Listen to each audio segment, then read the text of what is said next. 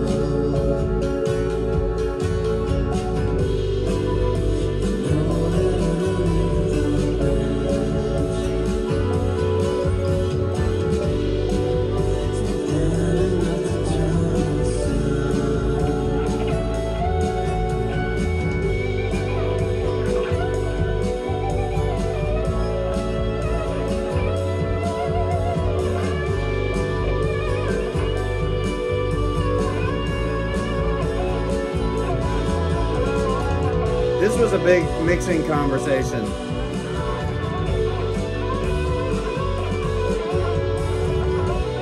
About how loud to have the guitar solo.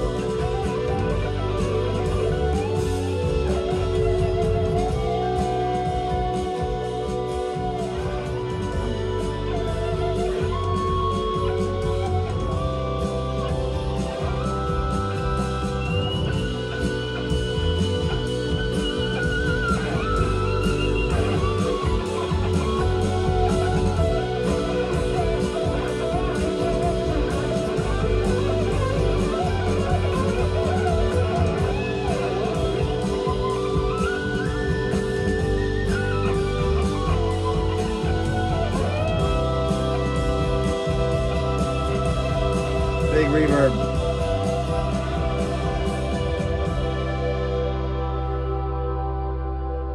Mellotron at the end. And then right into which we want. We'll do next time. Much to say about that song next week. I thought I could save you. This was the first song that we got to work on when it was drum recording week. So when it was finally time to really get in there and start doing final recordings of everything, this was the one we started with. I remember I was way into the National at the time. Still kind of am. I don't know. I haven't followed them in a while, but the drummer is very Tommy. You know what I mean? He constantly plays his toms. A lot of eighth notes. A lot of eighth notes and 16th notes, depending on the tempo. You know how that works. And so the initial discussion with Jace, my co-producer there, who's great at getting drum sounds, and Bucky Wheaton, the drummer,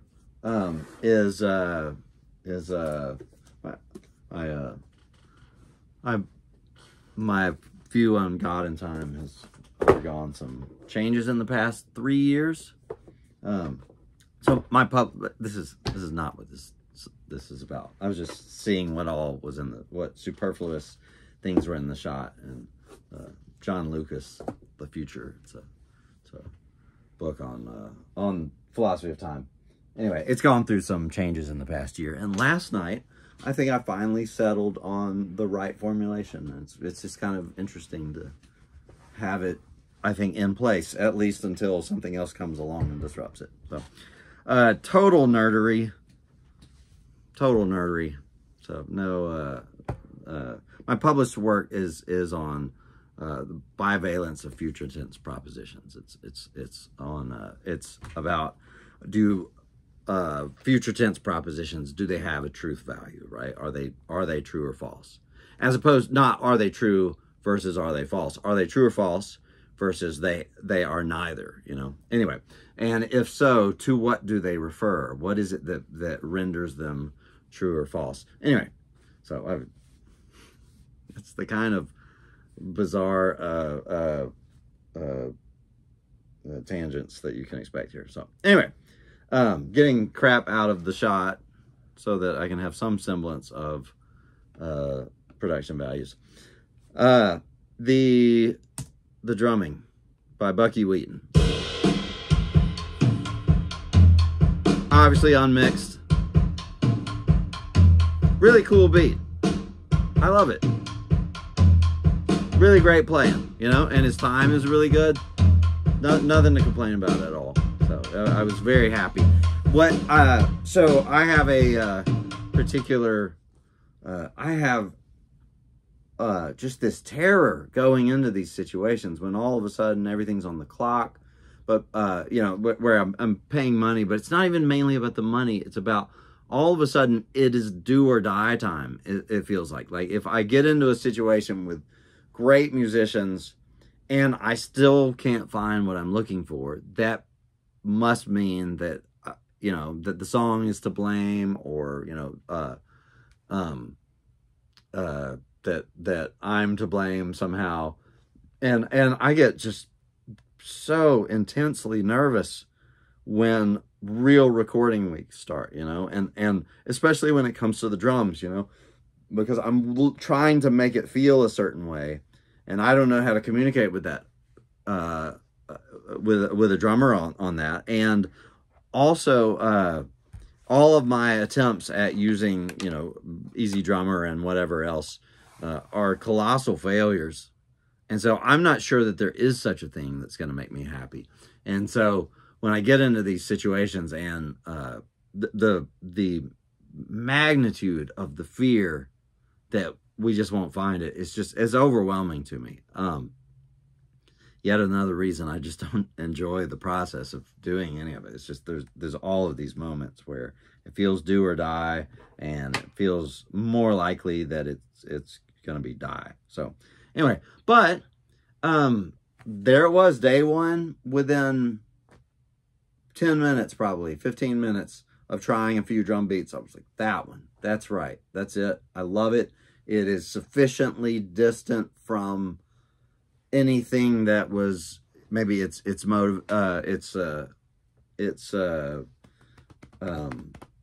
inspiration, you know. So like the National thing, it doesn't sound like them. It has a nice color to it, to me, if that makes sense, you know. It's not a very typical drum beat.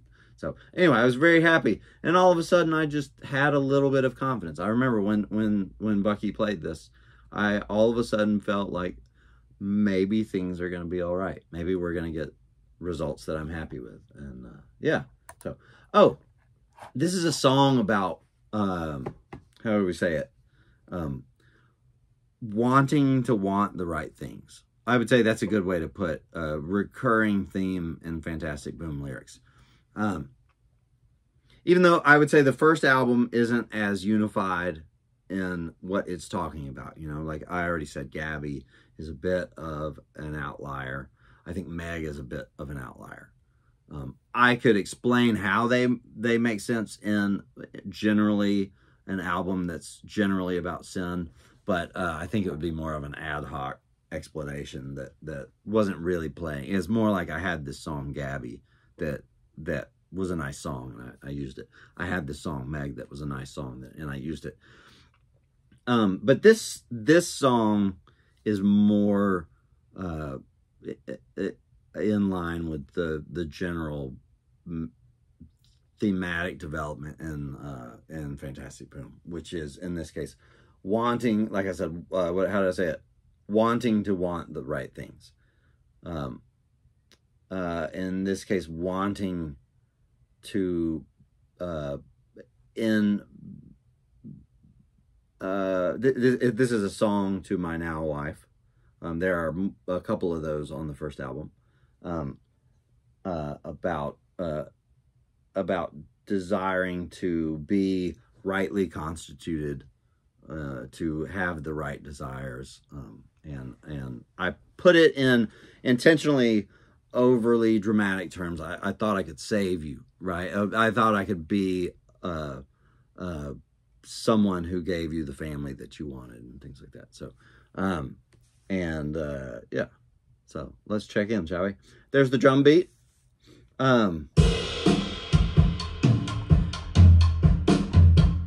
Here comes bass and acoustics.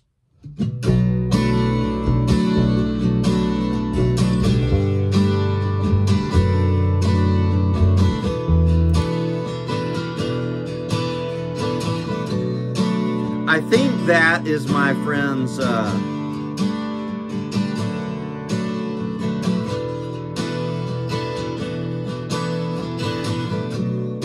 I think that is my friend Stephane's acoustic in Montreal. I'm pretty sure we recorded that acoustic while we were there. So I don't remember the brand.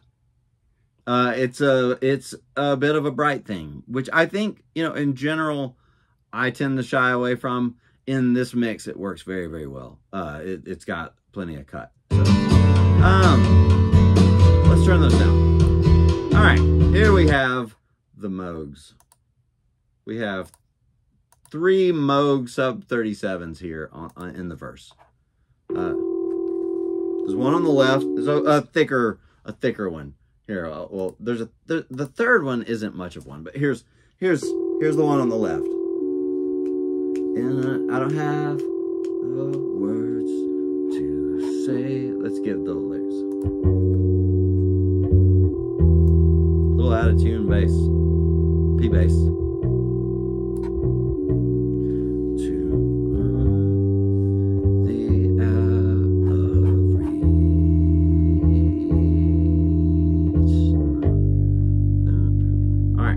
All right. Here is the right side Moog. Here's the verse. I don't have the words. I have it labeled as gnat, I believe. Kind of sounds like a gnat to me.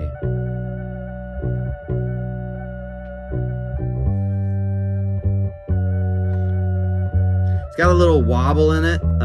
I really like that sound. This one heads into the pre-chorus. The wobble in it. I think I made it wobble through changing the tempo and back. I thought I could save. Very in tune there. You. This one.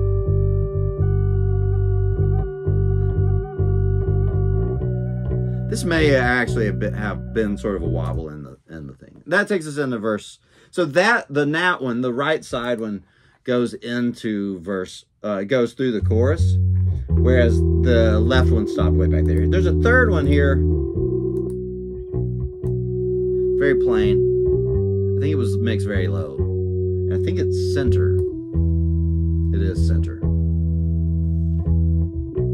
So not much of one. The 3 together. Let me turn this one.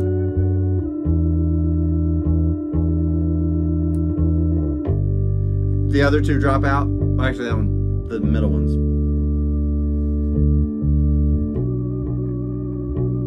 So I really like those Moogs. I was very happy with it.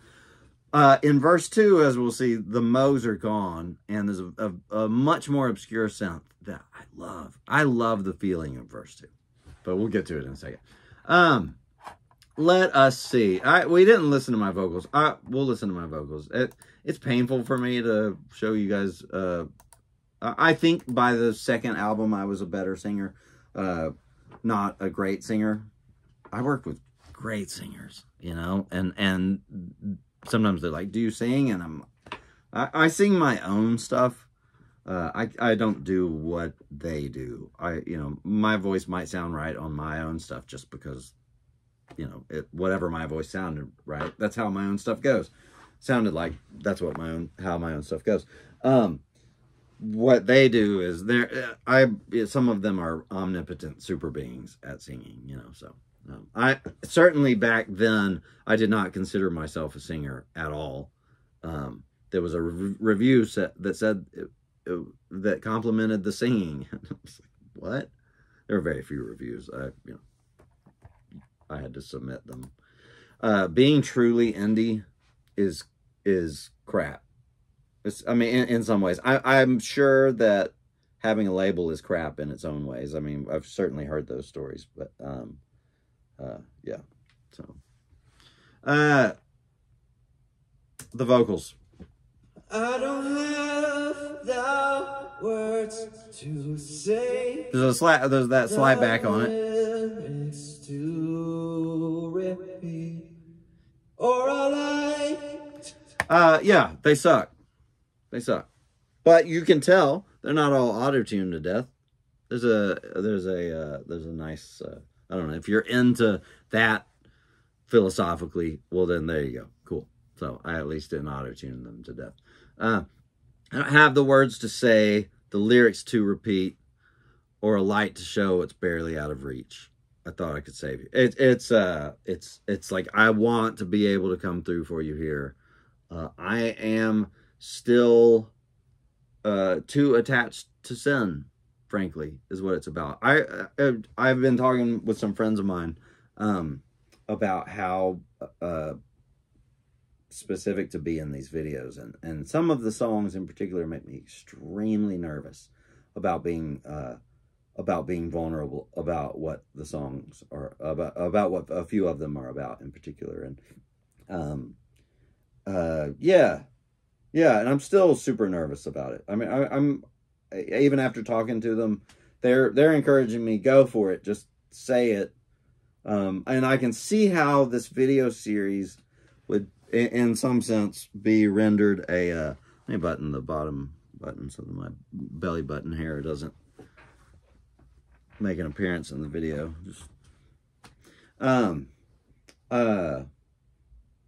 yeah, I could see how, objectively speaking, it to me, to some extent, if I were just brutally honest and really broke down the songs and said, here's what this one's about, August and Everything After, and The Flavor of Regret, they terrify me. They terrify me to talk about them. And anyway, I could see how it in some ways would render this video series its own sort of piece of art. That sort of brutal honesty on YouTube, you know, would be a very interesting companion piece to at least what I think is, if I may be very honest about my own opinion of Fantasticboom. I mean, I think if what you're looking for is music that's its own style, that is that frankly talks about things that other songs, I mean, it's its own style to such an extent that it has a unique set of topics among songs in a unique vocabulary that's extremely autobiographical. You know, I mean, you hear the way I talk. I'm probably very annoying to be around or have conversations with, but the lyrics are in my day-to-day vocabulary in some ways, and they're topically in my day-to-day thought patterns. And you know, if what you're looking for is uniquely vulnerable music, that is the only thing that protects me in from how honest they are is the fact that they're lyrics. You know, lyrics are inherently veiled, right, compared to just talking. Some lyrics can just be talking, but I've rarely been into those. So anyway, and over attachment to sin. 2 songs from now, this is also about that. You listen to the lyrics again in oh, it's another one to my now wife. Want a statement about wanting to want the right things, and yet still with an over attachment to sin. By the way, look, if you see me all bubbly and happy and stuff, and you think, wow, he's not like his albums, that's actually exactly right. Because a few years ago, up to a few years ago, I wasn't this bubbly and happy, you know, and I've really changed, and it's wonderful, and I have a resting state of happiness that was not characteristic of me prior to that. There were things that just hurt worse, you know what I mean? I didn't like the way I felt all the time. So, all the time. Oh, no, maybe not all the time, but, yes. See, the brutal honesty is starting. Still relatively veiled. All right. So, poor singing. We've already been over that. Let's mute the singing. How about that? You've all heard that. All right. So, we've been over the modes. Let's go to the pre-chorus. Now, I have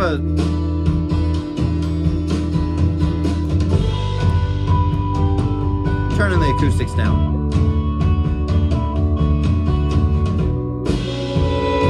All right, my mix is completely whack. Let's turn all these on. Are these in a group? Good. Okay. Much to discuss. Let's talk about this philosophically. Let's get the drums in here.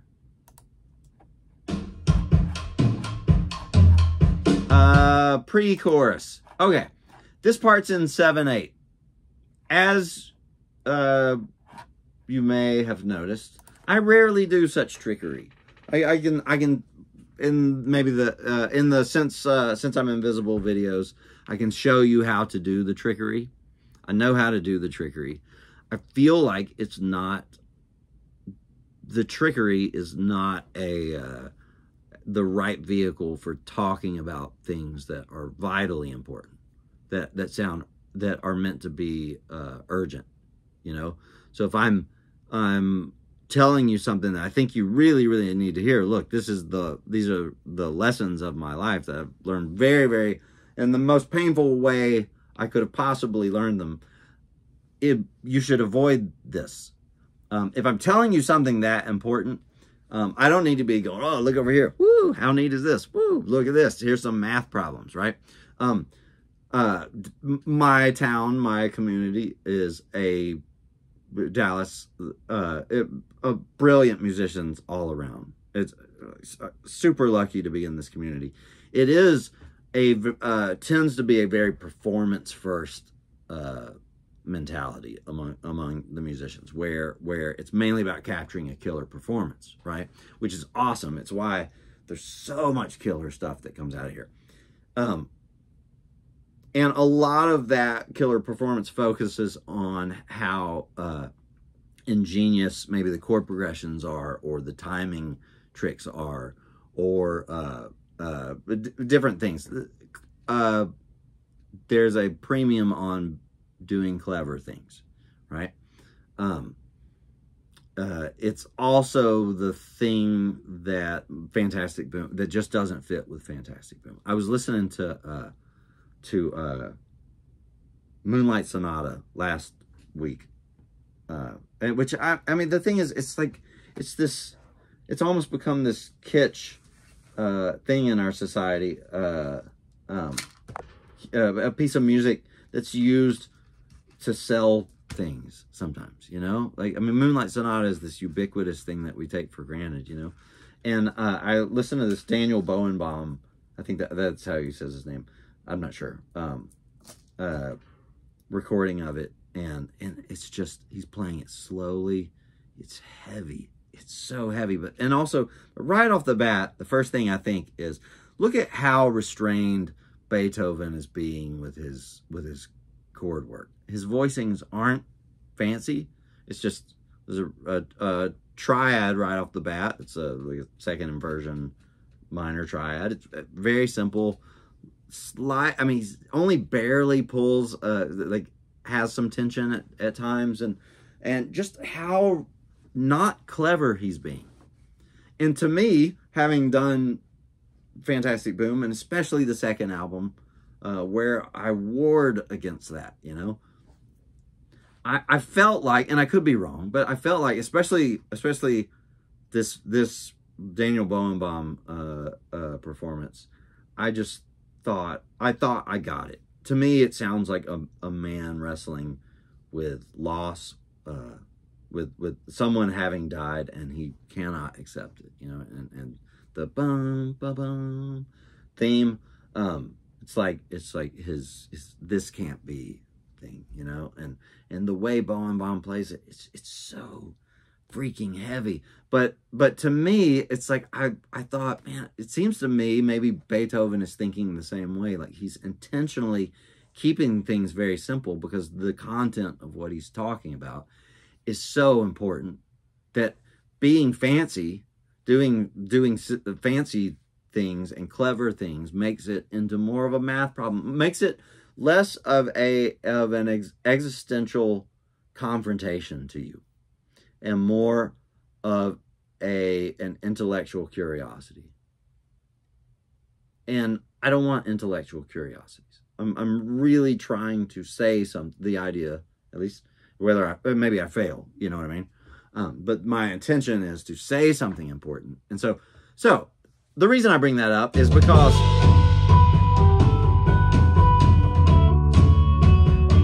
that's in 7/4. And that's not a very Fantasticboom thing. 7/4. I mean, just to do an odd meter thing. But the reason I think you can listen through it and not occur to you that, oh, there's an odd meter here, is the same reason that I wrote it not to have an odd meter. I didn't look to use an odd meter. I don't care about that. I'm not starting from the math I want to hear, and from wouldn't this be clever if I could come up with something in an odd meter. It's not like that at all.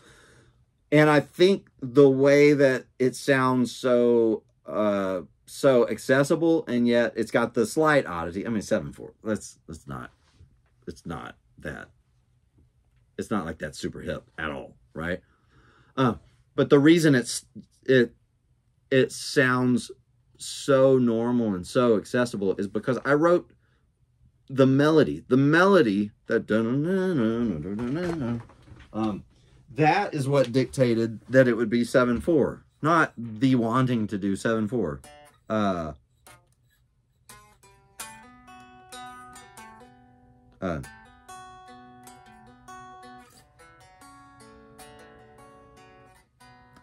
played one note wrong there, but yeah, like it's G major 7, a 4 chord, D major 7,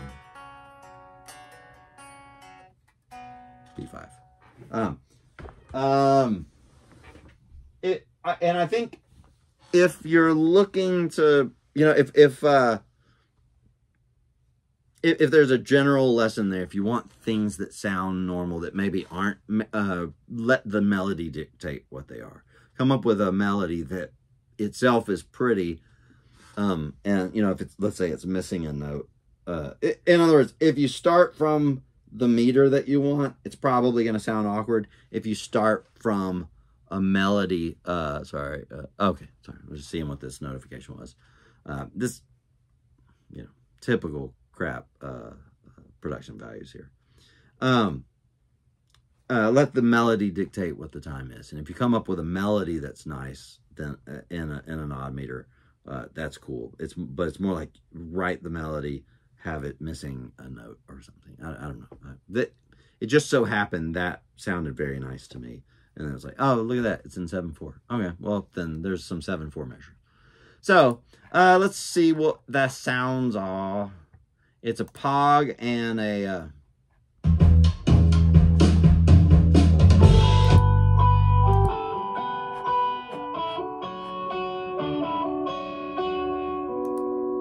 So there's a Pog. These are all grouped together. I don't know, how do I ungroup them? Pog. All right.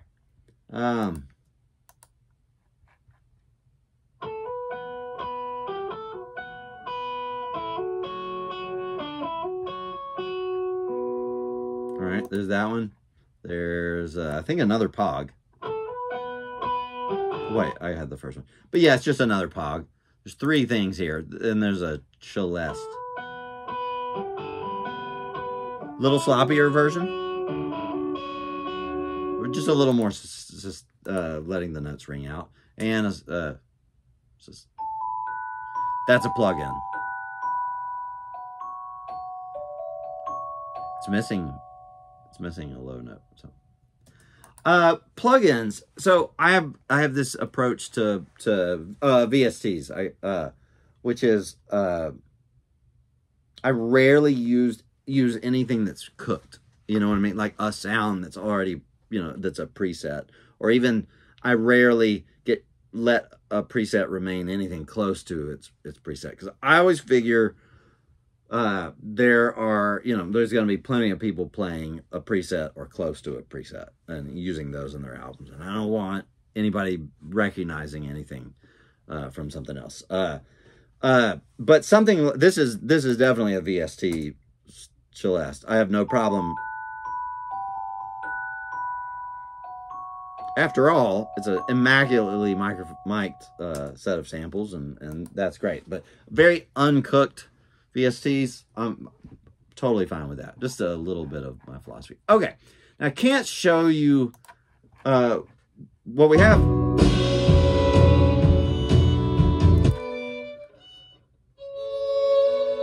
You can hear my poor bow technique. What just happened? Okay, can't get it from the drive fast enough. Great. We're going to be doing that in this video. Awesome. In Talk Talk Newgrass, a song called Newgrass by Talk Talk. When you listen to it, by the way, this is one of 2 places in the Fantasticboom catalog where I make some homage to that particular piece. Not because of lyrics, although if you read the lyrics, you might think, oh, I think he's pointing to the lyrics here. Actually, I'm not. I could have made the claim that I was, but I'm not. I'm not looking to sell you on these later coincidences. The lyrics are interesting, but it's really just that's my favorite Talk Talk piece ever. It's one of my very, very, very famous favorite recordings ever. My favorite recording ever might actually, well, here's the thing. As of last week, after listening to that Daniel Barenboim Moonlight Sonata, I really thought, is this my new favorite recording ever? It was the heaviest thing ever.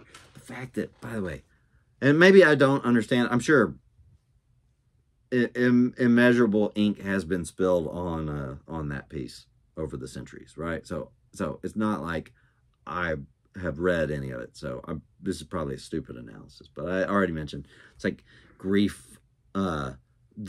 He's dealing with the loss of someone. It seemed to me like likely maybe that's what it's about. And the way at the end, the bum bum bum is down in the bottom of, it's down toward the bottom of the chord, as if he has accepted it. He's reached the acceptance stage of grief, and it has made him now who he is. He's no longer wrestling with it. He's just a worse off person. Anyway, it's astonishing piece of work. Just maybe the heaviest thing I've ever heard. So anyway, you know what? I'll link to that recording in the what's it called? And my own, of course. But I'll link to that. My daughter made me this. So I'll link to that recording in the whatever section. description section. Okay. 2 references to the song Newgrass in the Fantasticboom catalog. The first is this, which is at the end, basically in Newgrass, there are these 2 long vocal sections. Verses, it's hard to say there's a chorus or anything. It's just really just these verses. And then there's these instrumentals, this instrumental section after it. It's like, the piano comes in, and it's just these diamonds. It's amazing. Oh man, it's so beautiful. It's so beautiful. And then after the diamonds, these strings come in that are very disjunct with one another, and it sounds almost like, you know, a section, a violin section that's just warming up before a performance, right? But everybody's sort of playing their own things. And that's the way I wanted this section. You can hear my poor bowing technique. It's the first time I had picked one up in probably 15 years. My friend Marion also played some of these, the good ones. Marion Brackney.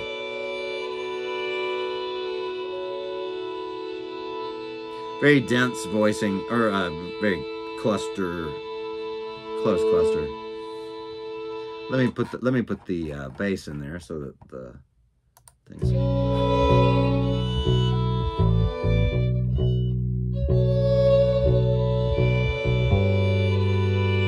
thought I could say you. Anyway, all right. So there you go, violins. That is a reference to Newgrass by Talk Talk. The other reference to Newgrass by Talk Talk is on the second album. It's the song Phosphorus Kids. And I wanted it to be painfully obvious. Painfully obvious. So much so that I put Mark Hollis's name in the title. The leader of Talk Talk. I wanted it to be obvious that this song, that entire song is meant to be, it's a separate song, a different song, in the style of Newgrass, to where the drums are more or less the same, although my song was faster. We used upright bass, and the general live bandish vibe, even though the Talk Talk song was not done as a live band. Far, far from it. The definitive work on those last 2 Talk Talk albums is Are We Still Rolling by Phil Brown. Phil with 2 L's. I very highly recommend, if you're into those 2 albums at all, I extremely highly recommend that book. So it's very good. There's a chapter each per album, so it's magnificent. I love it. So that brings us, here's the chorus. Let me unsolo everything.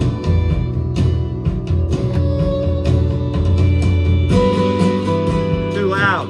My acoustics are too loud, sorry. Oh yeah, okay, look. Here, the acoustics here. Now there's also a little different. Okay, oh, I see. Okay. This is a pair of Gibsons, of my Gibson.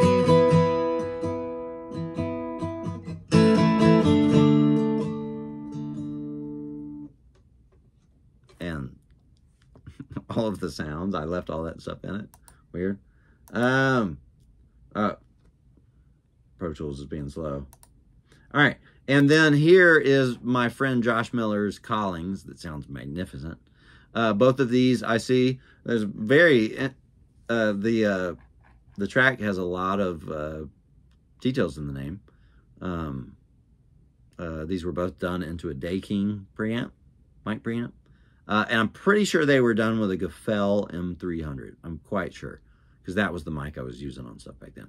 Meh. I don't like that mic. If anything, the Day King's got a little bit of high roll off. That mic needs it. Anyway, but it works on this. So here's the Callings. A little more strumming.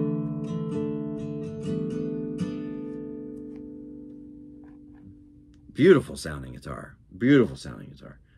Together. Let me me turn down it's just a wall of acoustics. I think, oh, by the way, the old acoustics, that one's still going. Them still paired. 6 acoustics. That's the, whatever that my friend Stefan's brighter acoustic is. Maybe too many acoustics. I don't know. I will say this album, from a sonic standpoint, from an arranging standpoint, is not marked by its austerity. I've got giant stacks of stuff happening very often. So, thought I could save you. All right, verse 2. My favorite sound on the song, I think. Well, okay, hold on. First of all, very dark. Not a good guitar. I had a, man, it's really not a good sound. Meh. This is nothing to brag about. Nashville tune Dan Electro. 90s Dan Electro reissue. Not a good sounding guitar. I could never find anything to, it was Purple Sparkle. That was cool. But I could never find anything to plug it into. Usually the answer was to go direct. But all of the pickups sounded like crap. Anything I could plug in. If I plugged it into an amp, it sounded overly filtered, which might be what that was. I don't know. At one point, I was plugging it into an 1176, or the purple one, MC77. Great hardware compressor, by the way. If you're into the 1176 thing, look it up. Very reasonably priced, especially on the used market. They're probably like $1,200, $1,300 for a hardware. It's a mono compressor. Anyway, I started plugging it direct into that, and basically the Dano could never sound that cool. But let's mute it. Let's mute some stuff. Verse 2, my favorite sound.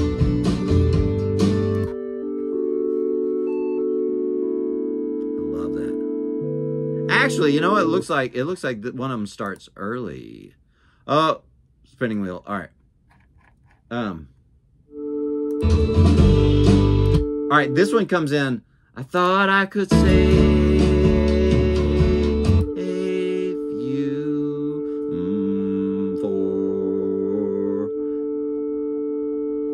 verse 2. Vermona Performer is the name of this.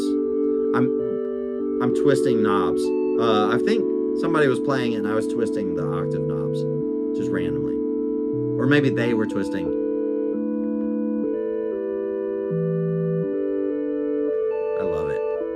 Really works. Looks like looks like they go through the verse. This is the pre-chorus stuff.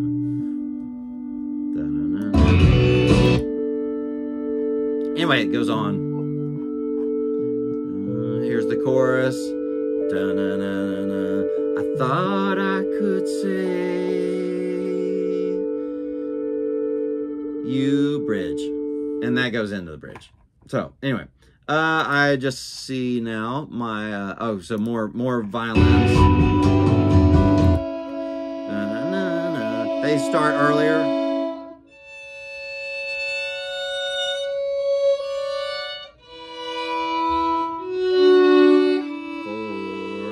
I thought I could say. All right, there's a click in there. Interesting. More of the thing. All right, I see here, new sound has entered the chat.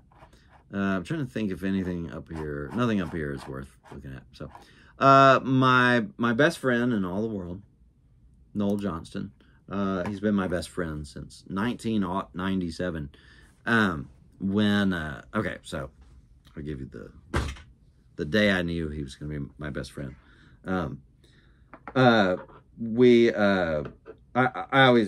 I'm going to tell this story at his funeral next month.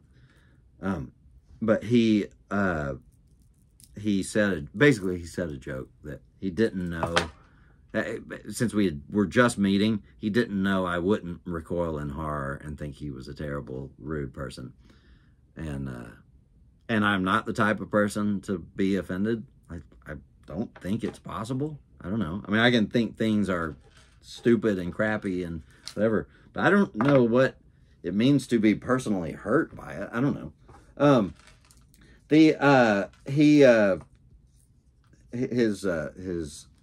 We were talking about our backgrounds, and his exact words were, "Why did your parents get divorced? Were you bad?"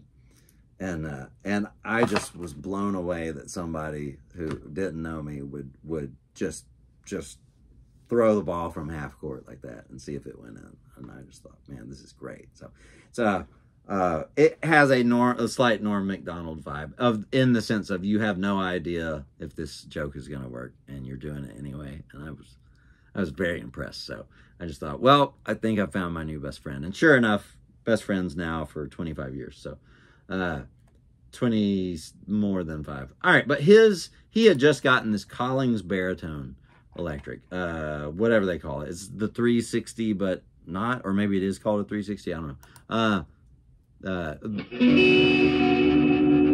Nice sounding.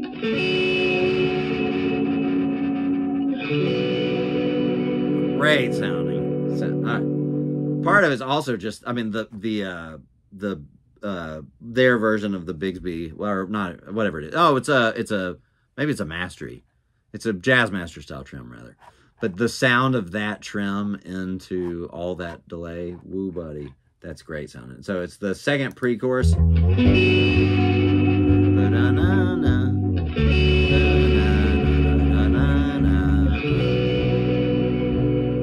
Beautiful sounding guitar. That's a great tone. Oh man, I'm so happy with that. Thought I could say. Now we get to the bridge. Now, as usual, as with any Fantasticboom song, I'm going to mute acoustics here. Oh, you know what? What am I saying? No, I'm not. I don't need to be muting acoustics. Oh, there's new acoustics. As with any Fantasticboom song, or virtually any, here are the exceptions. Meg is an exception to this. The song This.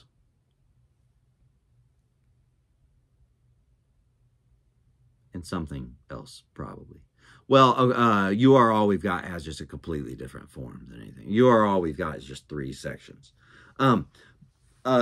There may be another one, but in general, notice the Fantasticboom catalog is usually verse, chorus, bridge. The bridge transforms the song into something else, you know, or moderately transforms it. I think I've mentioned this before. The Besnard Lakes Are the Roaring Night there, and the Besnard Lakes Are the Dark Horse has several songs like that, and those made quite an impression on me. The way the song would kind of transform to some new beautiful thing. I loved it. So that was a big influence on me. But also, you know, I've also mentioned this, and this is about to come up here with this guitar solo. I can see this is going to be a slightly long video, so thank you to the 4 of you who are still watching. One of the reasons I was drawn to Jace was the fact that he would do things differently than other people in indie rock. One of which was the courage to have these big guitar solos, right? And I just thought that was so cool that he was willing to not try to be cool among all the indie rock people and come out with something that was really awesome, you know, and unmistakably indie rock. And when we get up to this guitar solo here, I'll go ahead and put this story out of order. There was the initial mixes had the guitar solo. First of all, it's a brazenly not indie rock guitar solo, right? I mean, it's just so overtly not indie rock. It's clear that I'm from a school. I grew up playing a different school of guitar than club hands and making it be intentionally noisy and gritty. And I didn't grow up with grunge as anything to be idolized, you know, even though that's the era I grew up in. I was always angry at the way the 90s guitar players would talk about guitar players who would dare to play fast, and how stupid it all was, supposedly. I mean, the way they would talk as if playing fast was stupid. It was so profoundly closed-minded to me. And it really took, there was years and years ago, Instagram, it was seeing somebody two-hand tapping or something, which I never learned to do. But seeing somebody two-hand tap and seeing the comments, you know, like everybody in the Instagram era was way into it. And just the feeling that I am so happy that the 90s idiots didn't win the day. And frankly, that some of the blues players and the classic rock players didn't win the day, because they helped to stoke the very close-minded. I'm not a respecter of sacred cattle, as you may have noticed before, but the way they would talk as if that just lacked emotional value. This is so stupid, so idiotic. And they wouldn't judge jazz by the same metric, and they wouldn't judge classical by the same metric. As I think Yngwie, in back when I was in junior high or high school, whenever I was reading this this interview with him, and I saw him say that somebody asked him, why don't classical players have the same complaints about speed that rock guitar players seem to have? And he said it, he nailed it, is because classical musicians rightly recognize that speed is a legitimate emotional tool. And it is.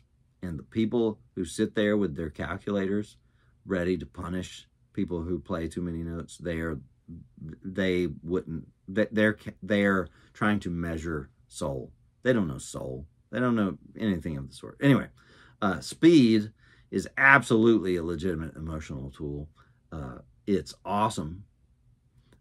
Yes, there are uses of speed that are just as emotionless as the use of slow playing that is commonly not emotional in blues, frankly. So, yeah, anyway, emotion has no correlation with speed. None. The different speeds can evoke different emotions, perhaps, but no correlation with emotion. So anyway, oh yeah. So where I was going. So we've got the initial mixes of the guitar solo that's coming up. I'm saying this story out of order. That is coming up. Is the initial mixes had it pretty low, and I kept saying louder, louder, louder, as if this is a Joe Satriani album all of a sudden. And finally he did it, and Jace did it, and he was like, okay, I get it.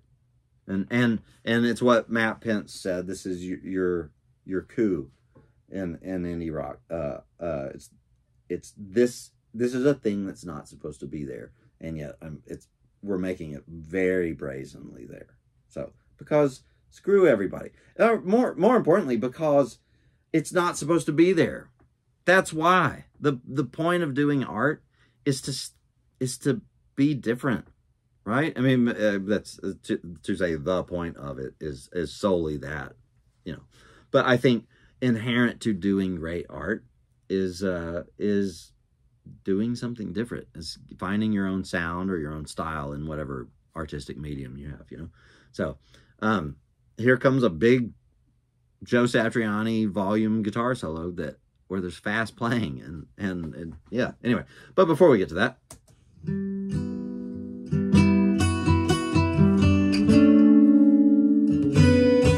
does it click? It's not a click, it's the freaking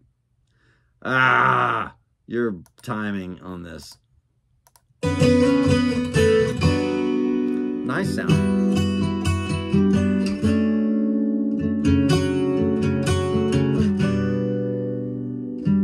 That underneath the bridge. Oh wait, I skipped over the lyrics of verse 2. In my pocket, there's a poem I wrote. It's sewn away in my pocket. For the day I'm down to felt and head for home. I thought I could save you. That uses one of my heroes of all time is Blaise Pascal. He's a French philosopher, inventor, mathematician. Blaise Pascal is, I mean, there are multiple reasons that he's my hero. One of which, I mean, the main reason is his uniquely profound insight into the human condition. His main work was not even finished. Pensées. Don't get the Penguin edition. Penguin edition will dry your fingers out. So bad. But find a copy of the Pensées. It's not finished. He died before it was finished. And this verse describes. He also had an experience one time in his life that seems similar to an experience I had one time in my life, and which I have always failed to ever have again, despite having wanted. Anyway, I'm not even going to get into it. Yeah, fascinating. That experience, if you have a guess as to what it is not the reason I am a Christian at all. It plays into it not the slightest bit. And I recognize it has my testimony about it, if I were to go into it, has no polemical value whatsoever. Probably in convincing anyone. So, but really, the reason he's my hero, besides his unique, just general intellectual capabilities, was his penetrating analysis into the human condition. It's profound, and I think it's absolutely right. And I'll say another thing: his ghost permeates Fantasticboom lyrics, and there are specific places. There's like little places. There's little places where, like in Gabby, ambitious little pop star, deeper than every diversion you're caught up in, you want the same thing that we all say in the quiet. Sorry, that we all say in the quiet, for this life to not hurt it anymore. So for life to not hurt again. But this notion of diversions, that we preoccupy ourselves with diversions rather than to stare boldly at our existential condition in the universe, that we're in a dying universe, and now this I recognize this is a very this is a very partial case that I'm making. So I'm not intending to make the case. That would need to be its own video, right? So I recognize where the lacuna in this argument are. Lacuna plural is lacuna. I don't know. I shouldn't have said lacuna. What kind of freaking dork? Where the holes that need addressing. But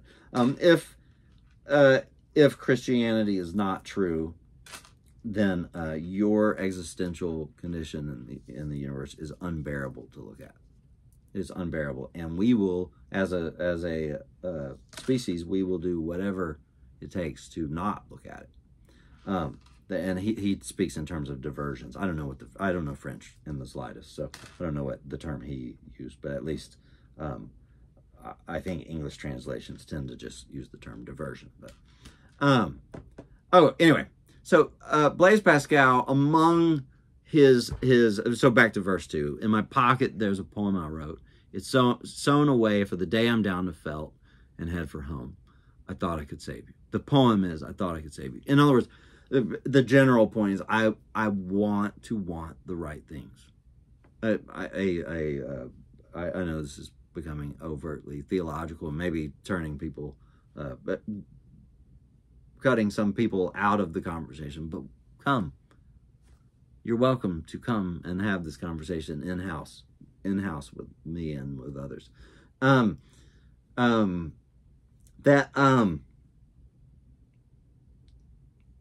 my pocket, I wrote, "It's sewn away for the day I'm done to felt and head from.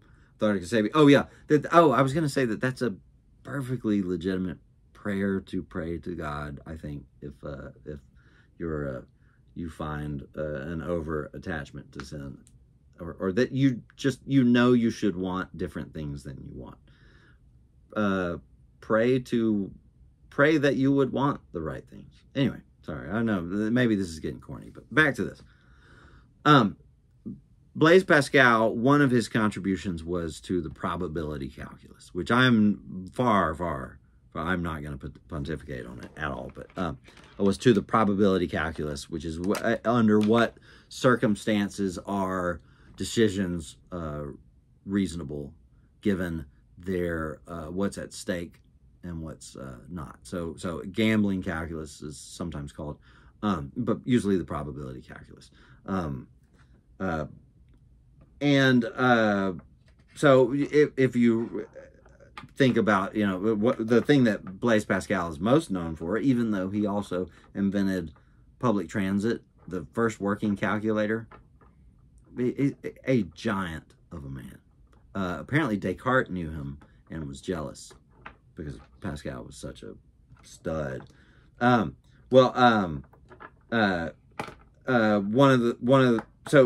His most famous thing is the wager argument, which I won't get into. You've probably heard it. There were, about 20 years ago, there was a set of articles in Philosophia Christi, which is a very well respected Christian philosophy journal from Talbot. Anyway, Doug Groothuis and someone else had articles debating the validity of the effectiveness of the argument. Anyway, where was I? Man, bloated video, but it's yours now. Down to 2 watchers at this point. When Pascal died, so by the way, so down to felt. So I'm describing a poker table. When I'm down to felt means you're out of chips and head for home. I'm down to felt, head for home. I'm describing when I die. And I'm using Blaise Pascal's death as an allegory for the day that I die. When I die, please remember that I at least endeavored to want the right things. When Pascal died, his butler, he and his sister were pretty rich.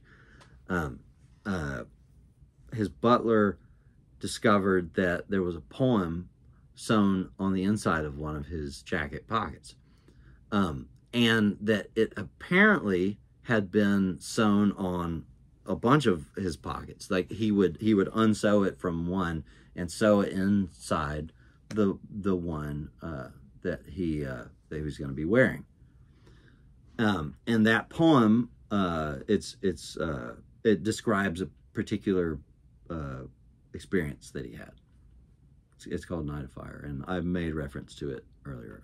I'm assuming mine was probably different. I mean, it's just so hard to say. Anyway, and there's actually a fascinating the way he talks about it at first. He says he addresses it to the God of Abraham, Isaac, and Jacob, not the God of the philosophers, is what he says, which is this amazing thing that reminds me of Thomas Aquinas apparently had a experience toward the end of his life where he quit writing and he called everything he had written straw. Anyway, so for the day I'm down to felt and head for home. It's a reference to Blaise Pascal, his poem, the fact that it was on the inside of his pockets, the fact that he had invented probability calculus, the down to felt. It's a gambling metaphor. The wager argument, right, is a gambling metaphor, right? Anyway, let's go to the bridge and see if we can get some progress toward wrapping this video up.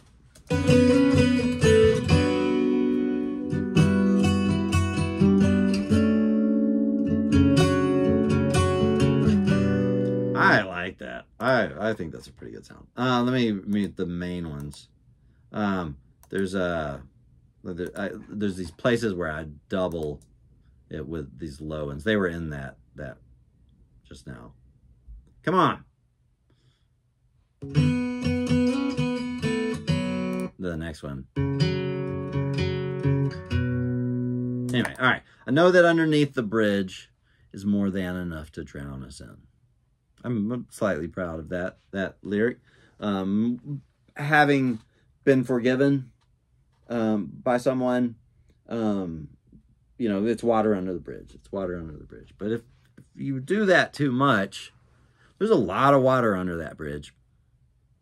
So that is nevertheless a threat. So, okay. This is one of my favorite things about this song. And I'm going to find... okay. My friend Darwin Martin. Beautiful human. Beautiful human. I love that guy. Great piano player. Great musician. Got my...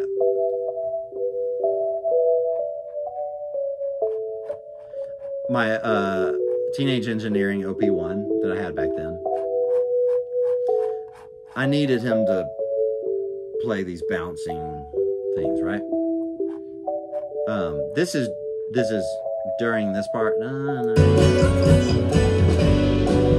more than enough to drown us in. Here's where the guitar solo is. All right. Now, toward the end of the solo, I'm going to go ahead and fast forward to this because these are gorgeous. These are so beautiful. That's the first flat 7 chord. All right.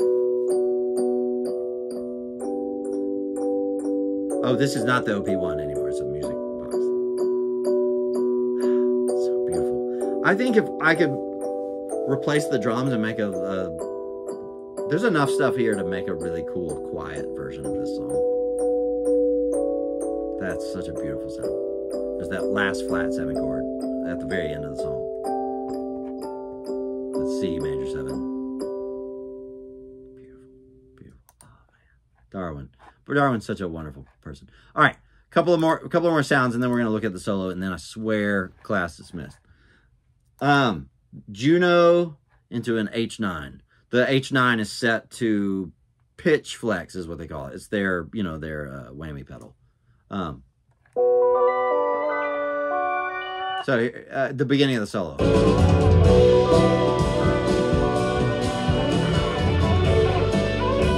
We'll talk about that. So here, let's just listen to these.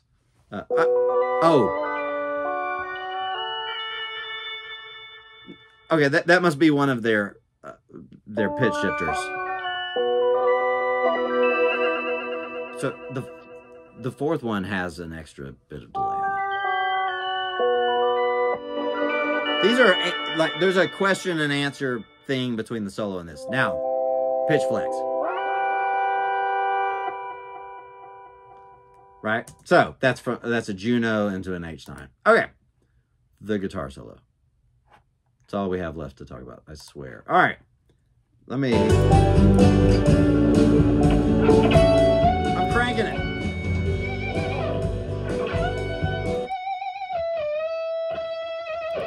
Technically, it's pretty wet, but let's take all that stuff off.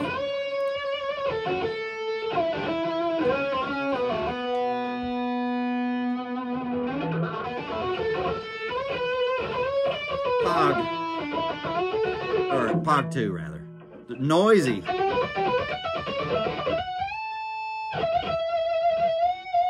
I remember, like right there, I can hear it. I'm a few cents flat. I don't know how many flat. I'm not like, what's his name? Jacob Collier. I'm a little bit flat, and like I don't want to overdo it because anyway. Let's put a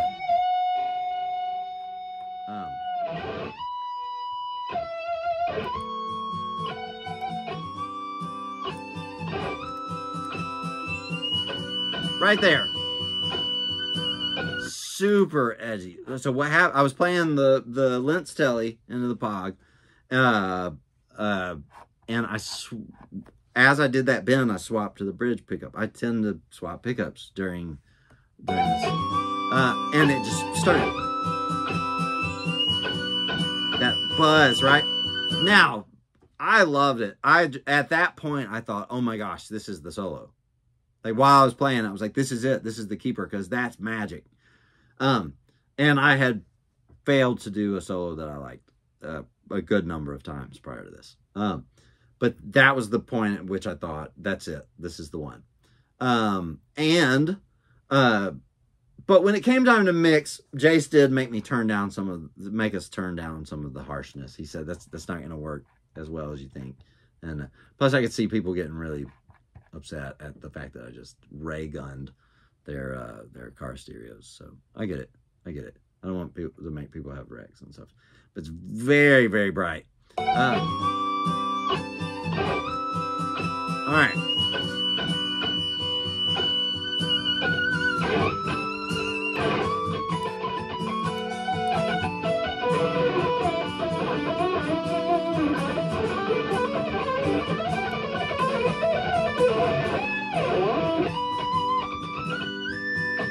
Just certain points. I'll go ahead and mute that acoustic here.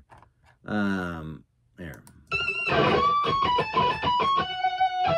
Oh, okay, real quick. All right, hold on. Some key points. There is and I don't know where it's from. There is a point way earlier in the solo, like here, where I ripped off a Pat Metheny lick. The whole thing.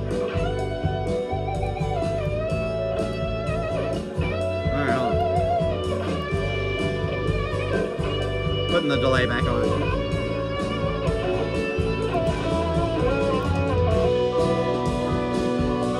All right, here.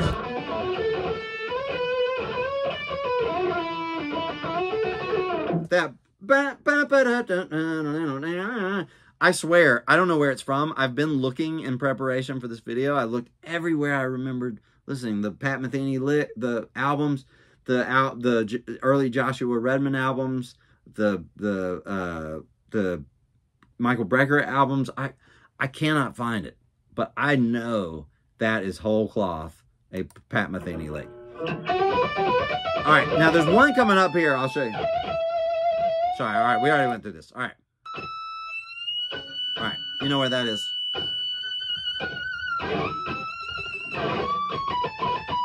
Right here. Right there, that is a little maneuver.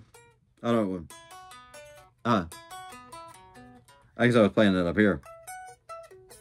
I rarely play up there. I don't like the sound of the guitar up there. Oh no, I was playing down here. It's with the Pog. That. Everything You Did by Steely Dan. It's like that. That's where I learned that little maneuver. And so, yeah. Fantasticboom trivia is pretty lame, isn't it? But anyway, that's where that comes from. Everything You Did.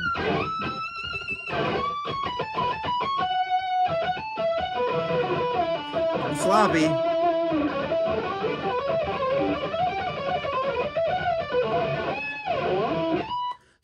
So I do have some just like superfluous, you know, like noises in between notes.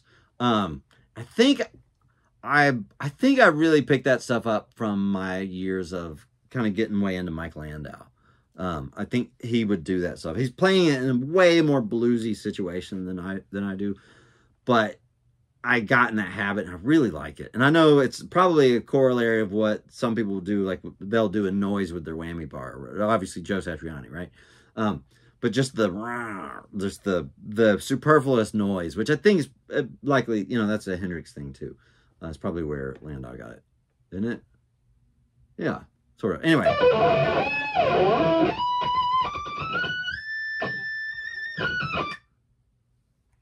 It's not fast enough. All right, what happens here, this is, here's where the,